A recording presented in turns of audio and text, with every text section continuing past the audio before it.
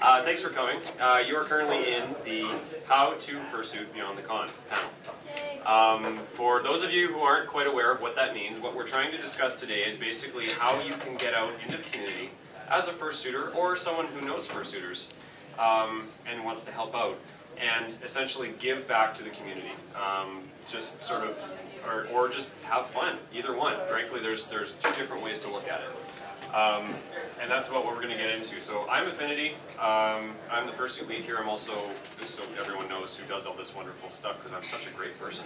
And, no, I'm not. Anyway, and this is Kijani. He's volunteered to also help out. Yep, we've been doing public fursuiting for about 2.5 years at all sorts of venues, community events, charity events, parades, festivals. Sure, one up. Well, fine. I actually do very much the same kind of thing. I'm in a group called Helping Paws organization out in Vancouver, BC. So we do a lot of charity work. I also am a professional fursuiter in the sense that I get paid for doing some stuff for a couple corporations. So lots of experience there. Just so you know our background, so we get into the community, we do the kind of stuff that we're hoping to sort of guide you guys on how to do today. So just a quick show of hands, if I may. How many of you have actually gone fursuiting in public before? Alright, so that's a majority of you, so that's great. So this will probably be a refresher, and if any of you guys feel like adding anything to anything we're saying here, please, by all means, this is an open discussion, just put your hand up and we'll get to you. And don't worry, we won't hurt you too bad for breaking the magic in this room. We understand how hot it is in these rooms, so but we're trying to keep it cool for you. Just give me a moment here, I'm just going to pull up my notes here. We'll get going. So how's everyone enjoying the con, by the way? Yeah, good con for everybody? Kind of feels like, it doesn't feel like it's over yet, does it? We're getting close, I hate to say it, but I know. I know, I don't either. I didn't even get to see the con, I'm running the stupid thing. I'm like, I want to do that! Oh, I can't, I'm running it. That's okay, that just means it's hopefully entertaining for everyone else. Alright, so I guess the first question you have to ask yourself, for anyone who's going to put yourself out in the public like this, what do you fursuit for? What do you get in character for? What do you put on a giant, hot, sweating mass of fur and foam for? What do you do it for? The only explanation for that has to come from inside you. And that's really what's going to determine how good of a performer you are outside of the fandom. Because if I may, there are two types of suitors that I've found. There's those that do it for themselves, to essentially make themselves known, to make themselves, give themselves an alter ego and essentially have a different side of themselves. There's nothing wrong with that. There's quite often an overlap into the second one, which is very much the person who enjoys the experience of giving someone else a truly interesting experience, to make them laugh, to make them smile, to cheer them up, all that kind of thing. Those are, I've found, to be two very different, distinct groups. And nobody can answer that question but yourself. But you will find, if you are in the latter group, the one where you actually enjoy giving people, going out in public is really the strongest charge you can get out of being a character performer. There's no question. Because as great as it is in the fandom here, people are used to it. I mean, would you agree? Yeah, totally. Yeah, you're not going to get the same reaction that you get in a con environment as you do when you go out in public and see all these kids and families. Yeah. Because you got to remember, to us, to a young kid, we're a giant plush. Okay, we're a giant teddy bear, and there's nothing better. I mean, come on. You look at this guy here. How in the world would you not want to hug Niko? I mean, he's going to run up to you. He's going to be all bouncy and happy. And I mean, yeah. There you go. I mean, you're right on track. So that's how kids feel as well. And you have to remember, though, that isn't the instantaneous reaction. That doesn't happen right away because you got to remember who you're fursuiting for. All right? There's two completely different groups here. You've got your kids.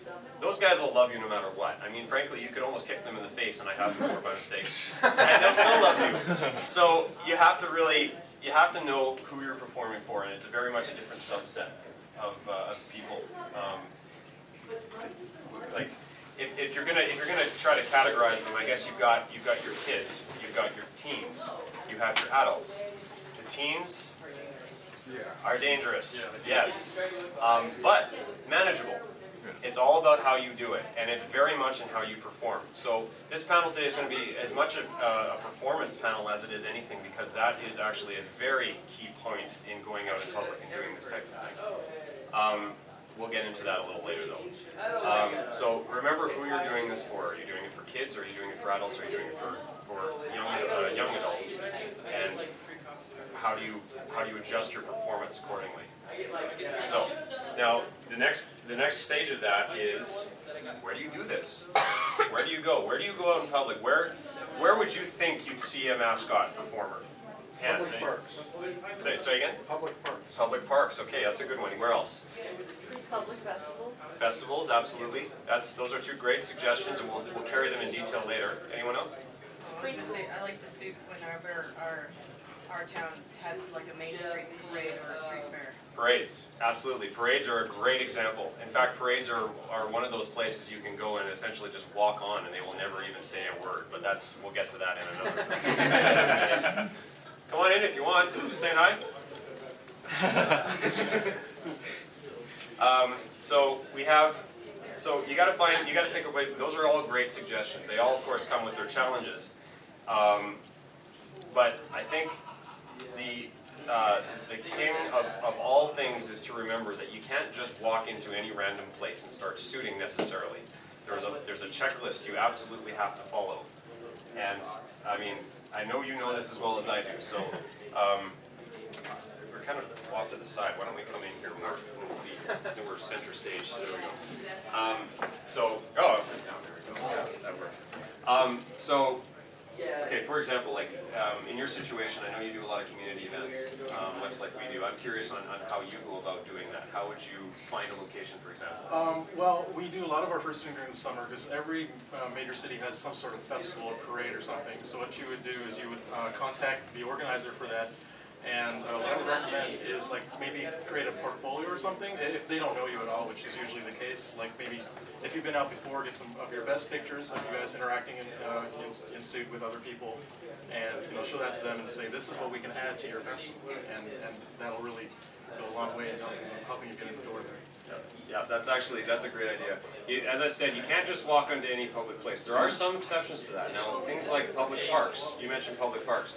That's one of the exceptions to that rule, where essentially you can do pretty well anything short of anything illegal in those parks without anybody saying a whole lot. But you're also at the scrutiny of the public, which essentially means you have to be covered by a lot of guarantees that you're not going to have problems. Guys, could you just close those doors on your way in, please? It's a bit loud in the hallway. Thanks, Catherine. So the thing about public parks, as I said, there's advantages and disadvantages to every single environment. But that's actually key. That's actually key to this whole discussion. You absolutely have to know your environment. Wherever you're going, you have to be absolutely sure that you know what you're getting into. Because if you don't know what you're getting into, you're going to run into all kinds of problems. Because essentially, you need to have all of your, you need to know, is it a rocky situation? Are you going to potentially trip on things as you're walking around because your visibility is low? Is it wet? So are you going to get muddy foot paws and kick dirt and water all over people? Are there kids in a playground that are going to run up? How old are they? Are they small enough that you're going to walk right into them without seeing them? Are there fences that are the same color as the grass that your eyes will not discern between the color of the railing and the color of the grass? And that's happened before. So, to me, you can tell I speak from experience. Funny for everyone else, mind you. So, know your environment is very key, and that includes parades, things like parades and things like that. You have to be absolutely sure that you're covered. Are there any steps that you guys take to make sure that you are... Oh, we just have to make sure that there's enough handlers and spotters, because that's really important in a public environment, especially if it's not really planned. Anything can happen. As you know, it's very unpredictable, so you have to have spotters that know what they're doing and are prepared to react to the situation. Oh, way to jump the topic,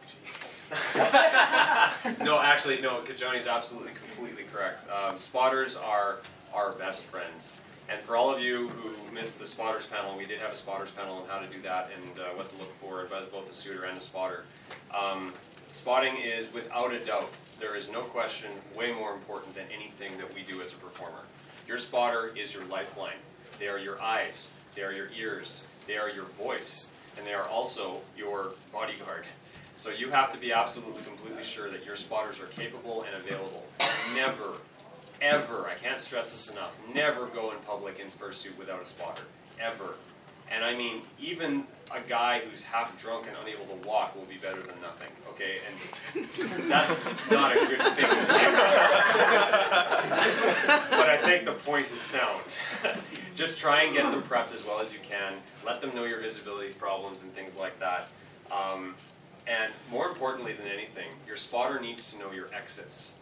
That's something that a lot of people will miss. When you walk, like, you'll get so excited in the moment, you'll be raring to go. You've got, you know, a couple of your buddies to help you out. Maybe there's 2 suitors and 2 spotters, something like that.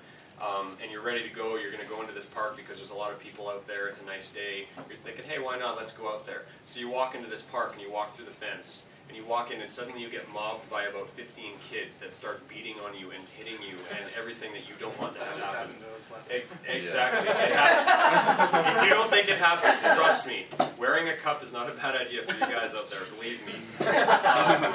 In any case, so and you get out there and you get in this situation, your spotters can only do so much for you. Because, I mean, by the time they get to you, they might have already pulled your tail out or ripped fur off the back. I've had that happen where they'll actually grab you and a glancing blow and tear pieces of your costume out, so be ready for that. But at the same time, if you know where your exits are, and you know how to get out, and you don't walk into, say, a single entrance with no other way out, then you're okay. That is actually very key. So, I mean, if you've got a big group setting, make sure you got I look for, what I've done in tests, I look for a street performer or somebody doing something, and I go over there and interact with them. Yep. I did that with a magician once in one fursuiting event that we did. Great idea. We call it guerrilla fursuiting. We just go out and wander around and interact with people. Guerrilla fursuiting, that's a term we'll come to in a And we usually have a 50-50 mix of handlers and fursuiters, so it's pretty good. Perfect. And we've never had any problems. Perfect. You and the, I don't know your name, I'm sorry, in the fursuit. Voltage. Voltage. Voltage? Oh, Voltage. That's a great name. Well, usually what I do before I approach anyone is I give them a wave, and then if they're like, oh look, then I kind of walk up a little bit, and then they're like, you want a picture? Then I get up close. Yep. And But I don't just go up to people immediately unless it's that kind of event where they're waiting for you to approach them. Unless I wave and then they want you to come over, then I go over. Absolutely, yeah. Now that's very much knowing your audience again. That's and that's part of it that I didn't touch on. So thank you for that. Knowing how your audience will react to you is actually very much part of that. So when you're going up and you're trying to determine what you're going to do, knowing your audience will know the kind of things you should do. So I heard, now you said whimper like a dog and that kind of thing and act cute. That works for some people. You might find it doesn't work with kids though. Kids are a lot more basic than that. They may not actually understand why you're doing that. Most kids are, I've found anyway, my experience, and you can certainly butt in if you don't agree, tend to be way more accepting of a humanized stereotype. So in other words, waving, you know, high fives are huge. Yeah. High fives are like the #1 thing you can do. In fact, that's the first thing I do to pretty well any public setting. Walk up and try to do a high five with them. Kids will always get that. They can be as young as 2 and still know how to high five. And if not, their parents will grab their arm and make them high five. so that works. But I have an example that'll kind of describe the difference between the kids' train of thought and the adults' train of thought. Like when we're out in public, probably the #1 question we get from adults is, "Oh, you guys must be hot in that suit." But kids don't see that. They see a plush animal come to life. So it's 2 really different trains of thought there. yeah, and because it's a plush animal, they're not going to expect you to act like a dog, as an example. They may. I mean, they'll actually ask you quite often to bark or something like that. And maybe your character barks. I have found that generally speaking, pardon the pun, if you speak, it will tend to ruin that illusion for a lot of kids, and they'll get very weirded out by it. And even if you make just a dog sound, they'll be like, oh, he made a sound, and then they'll focus completely on that, and they will completely ignore anything else you do. Then they'll just focus on trying to get you to speak again.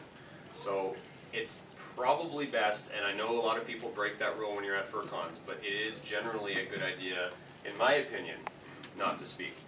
It's been my experience nonetheless. Would you agree with that? Yeah. So